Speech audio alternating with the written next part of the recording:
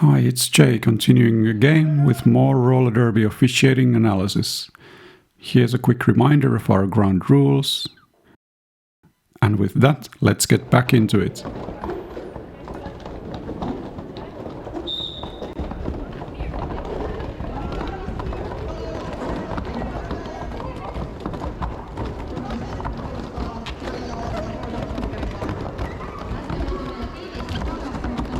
Again, quite quick situation here.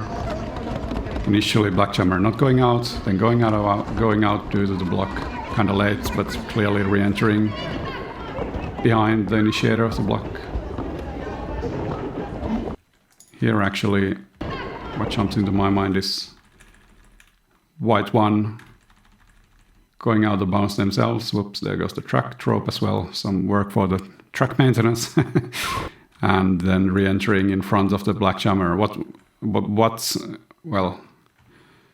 you should be looking for in these situations is actually your first instinct might be to call a cut, but what you need to assess is whether they get blocked out of bounds in the first place.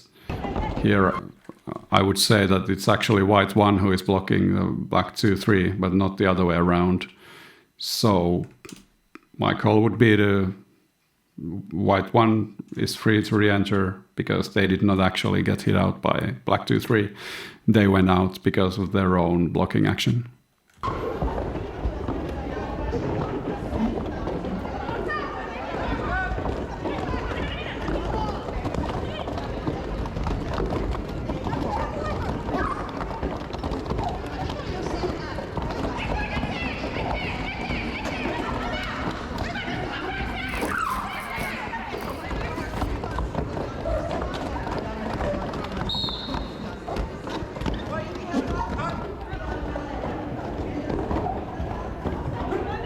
Cut penalty enforced, white one.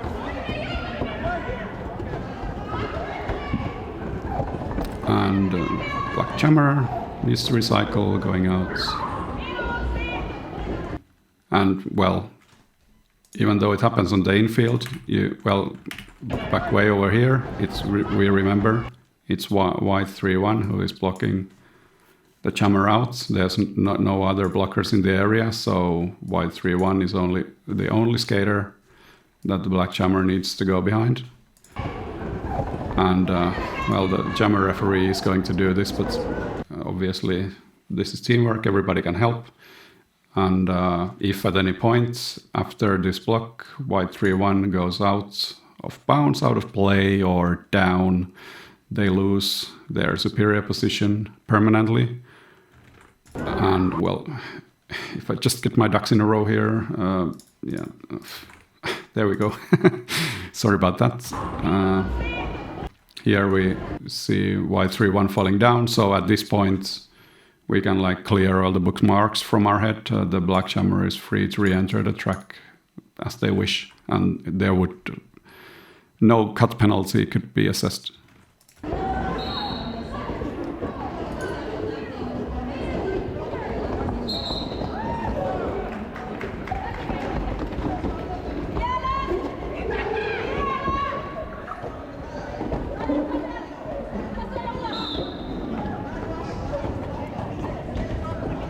Here we have a direction on the black blocker and an out of play call for the foremost blocker.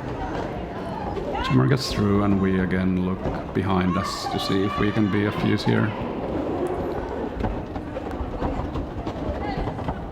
Everybody's staying in bounds. Here, kind of hard to stay out of the way because of the narrow OPR lane. Re-entry looks good.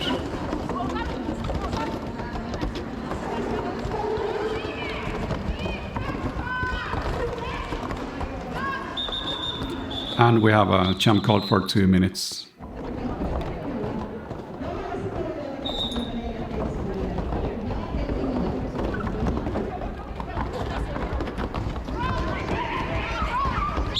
White 1-5 multiplayer. Here's another, pretty basic penalty, but sometimes people are surprised to see jammers getting called for multiplayer blocks, usually multiplayer blocks most often. They are called for, well, blockers trying to defend. But here, well, only thing you need for a multiplayer block basically is there's a link with the grasp, like link you cannot break by pushing only. And that link is being challenged by opponents. So yeah, there's a black blocker here hitting the white jammer. They are using this multiplayer block, well, link designed to counteract that block. So, well, and why this is illegal, it's unfair, basically. So it's extremely hard to move people on skates if this kind of action would be allowed. So, well, at this point, I would already call that this link is being challenged, and multiplayer block is enforced for white 1-5 the jammer. White 1-5 multiplayer. White 1-5 multiplayer. Apparently, I wasn't sure if the skater heard the penalty, so I repeated it. There's some audience noise, and unless it's very clear from the body language, it's better to be safe than sorry.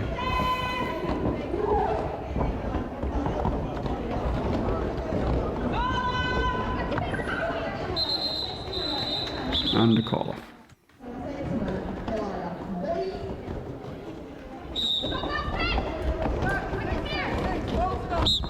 Black 5-1-6. Legal contact. We got illegal contact call here. Let's see. Well, this is a fun one actually. So jam starts. We got a no pack. Denoted head referee showing the no pack. There's 4 and 4. It's a split pack. And right away at the jam starts, we have here black 5-1-6. Hitting white blocker, making way for the black jammer, causing the white blocker lose relative position. So that's the impact for out of play block. Black 5-1-6. Legal contact. You might notice I make the verbal cue as illegal contacts, which is the so-called 1-star cue. Also the most applicable would be the 2-star cue for out of play block.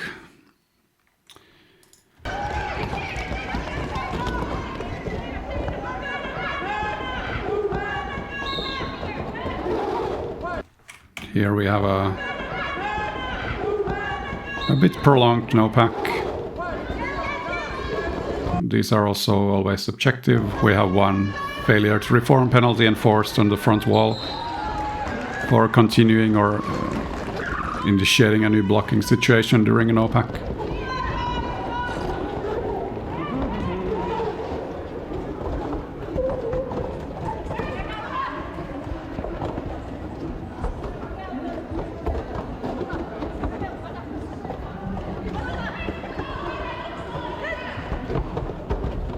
All the refs checking for multiplayers, forearms and for stop block.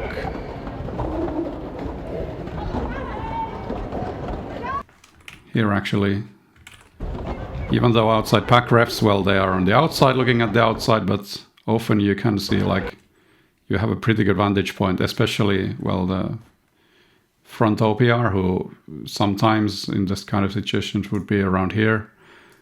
Looking at the inside line, they have actually quite a good vantage point. So, yeah, if you have nothing going on the outside as an OPR, be sure to like check on the inside where if you can help, or like provide info during an official review, for example.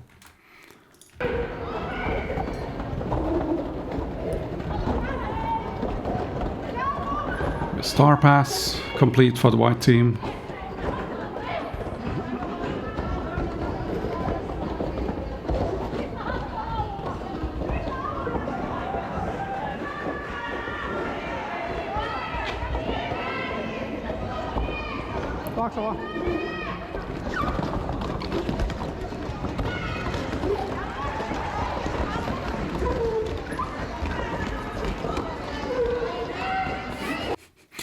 Normally I would probably go backwards a bit more aggressively here to like have a better view on the possible re-entries for this blocker and possibly this jammer, but well, as you can see, there's very little room around here, so making do with what we got.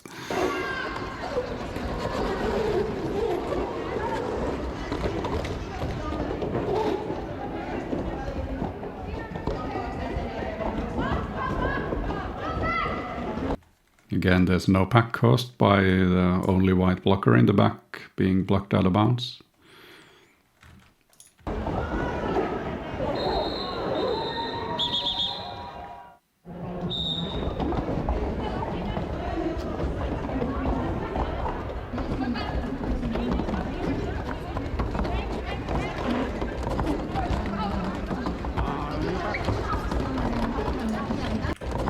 Again here, we see like sort of clockwise-ish initiation on this block, but it was, well, no call for me because no impact was caused by the block.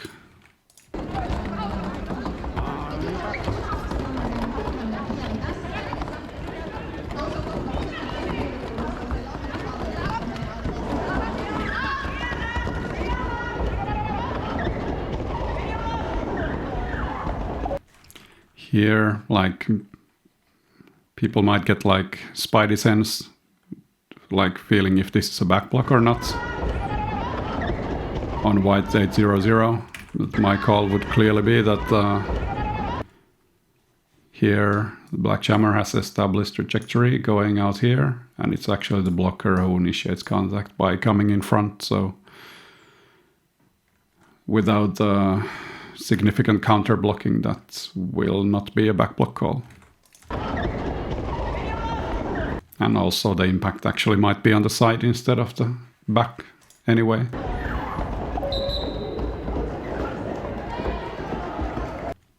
And here we have a pretty basic no earned pass call.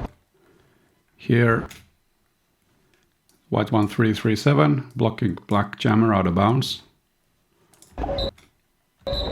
Black jammer going out of bounds now, but already when they have gone out of bounds, the white blocker has also gone out of bounds, losing their superior position. So the black jammer is free to re-enter in front of them. And I'm also signaling it.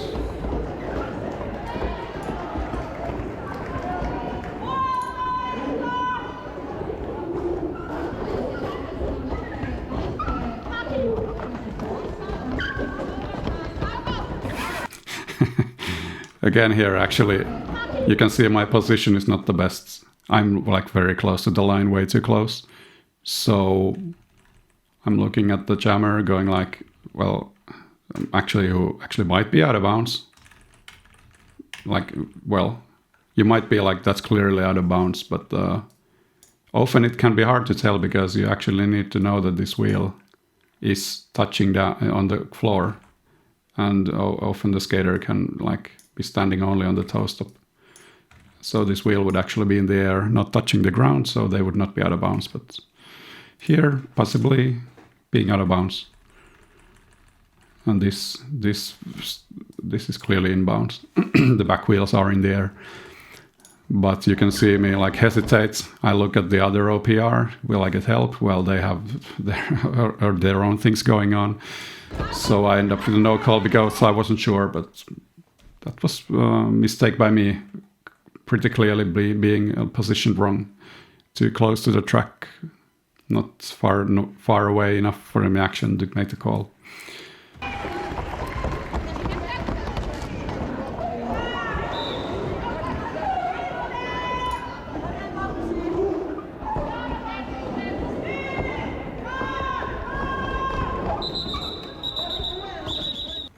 And actually, I'm still thinking about this previous situation. Like when you watch it in real time, it looks way different than like going through frame by frame. It's not nearly as clear here, at least to my eye. Maybe I'm coping.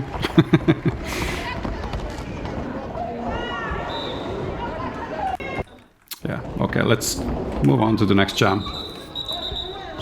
And here we go. Well, we have a rapid start here. Close to the edge on the outside. Stayed in bounds.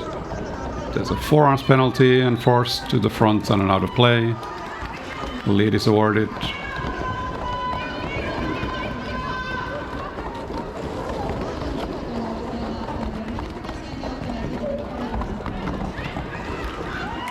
Like here, another like close-ish offense direction. Well, to my eye, it's basically a lateral block, so I wouldn't want that. I wouldn't want to call that really. And also, it's arguable if the impact is caused by that block or not. But yeah.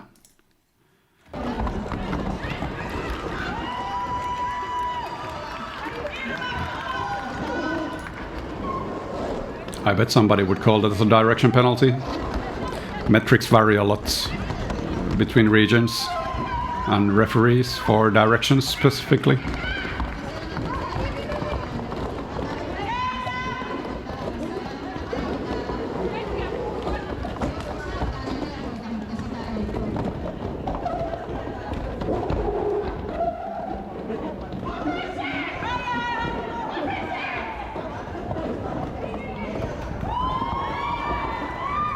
Stop as complete for black team.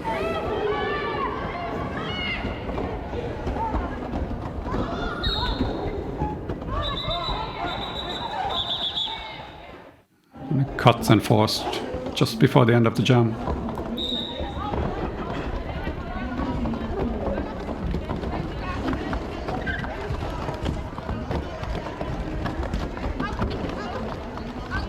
Tight scrum. Always hard to like tell what's going on in these kind of situations. If they are stationary, like who is the one actually making a stop block? Is there forearms or multiplayers inside here? Who the hell knows? Well, basically, as long as there's no like big impact, it's also not really that impactful for the game. So better to err on the side of not calling anything just for the sake of calling.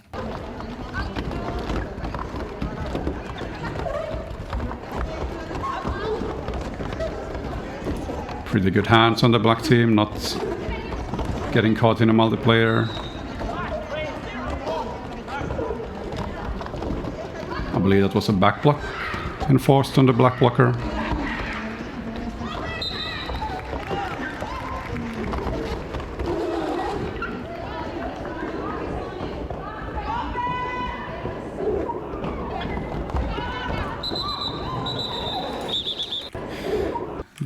These are like the funny scoring situations. It's really important as a jammer ref that you're like right in lockstep with your jammer. If you're like 2 meters back here, there's no way you can tell accurately the score in this kind of situation. But, and here you can. It's kind of funny looking at this in a replay. You could never call this accurately in real life. But they can score to the point where they're actually touching the ground in bounds. So, or if they leave, if they're not touching the ground, if they fall in bounds. So, up to this point, the black jammer is scoring points. Now they're touching out of bounds. Maybe. Now they are not touching the ground at all, and they are falling out of bounds. So, 3 points. Maybe.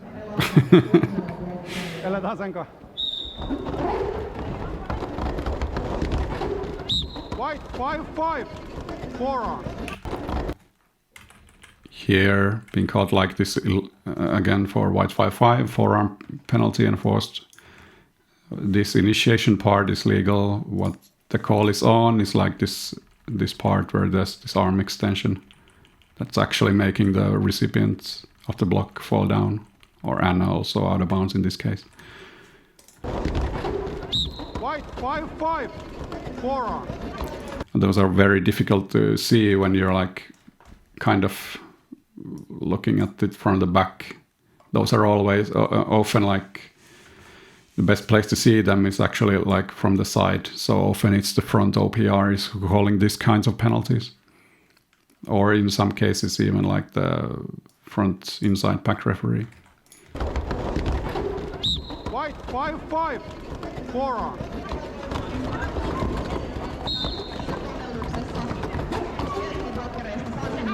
Mikä? Black 4-1-0. Multiplayer. Some ref communication there.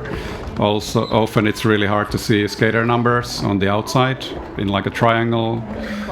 Skaters grabbing each other, obscuring the arm numbers. Black 2-7. Skating out of bounds. Here, well, it's illegal to go out of bounds on your own without being blocked out of bounds and gaining an advantage. Here, Black 2-7 wants to reunite with their teammates. And, well, to my eye, there's like White 1-0 is not blocking them at all. They go out of bounds on their own, so that was the reason for the call. Skating out of bounds. Often skaters like try to sell it a bit, so they kind of get blocked, and then I lost my train of thought because of a lot of action.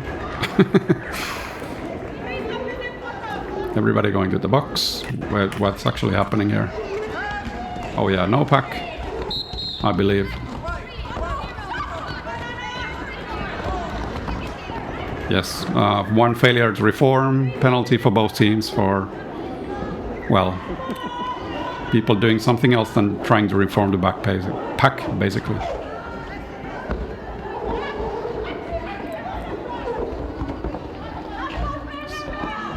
There's some moderate forearms going on here, and it's, well, it's clearly a hook. Whether like this forearm part like is applying force is like, or force that causes significant impact, that's extremely hard to tell, of course, but I believe, well, often this kind of block would probably get a penalty. I'm not sure what was my thought process at the time. It's been a couple of months. But clearly also here you can see like the main force of the hit coming from the upper arm. Like here, this is completely legal. This is not a foul, like hitting with the upper arm. It's, well, here basically the question of whether the forearm part actually applied force enough to cause impediment to the white jammer.